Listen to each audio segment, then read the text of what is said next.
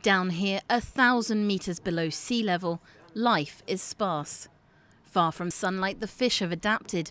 Bigger eyes to see in the dark and a slower life cycle the nearer the surface. Some species can live hundreds of years.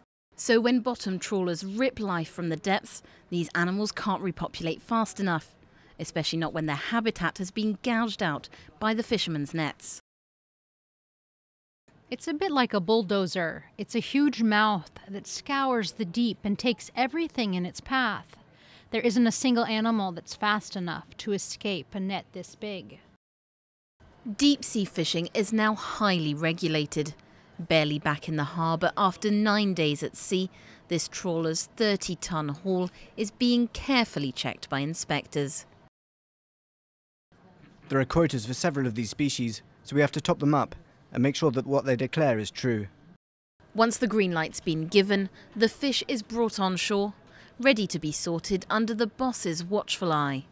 He recognises that there were abuses, but says it happened 30 years ago when this type of fishing started, and that it's a thing of the past.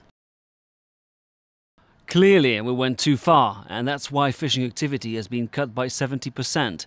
So there are almost no boats doing this anymore. That's why the quotas have been drastically slashed. Some species were forbidden from fishing altogether, and rightly so. As well as a decrease in activity, the fishermen's nets now have bigger holes to let the smaller fish escape. But this is too little too late, according to the scientists. They've discovered that almost all the cold water coral has disappeared off the coast of Brittany, swept away by the nets. A coral reef is a fragile structure that's made up of species with a slow life cycle, and they'll take decades or even centuries to recover from this. Fishing experts are now asking for a number of large expanses of the seabed to become off-limits to deep-sea trawlers, a concept that already exists in Norway and Ireland.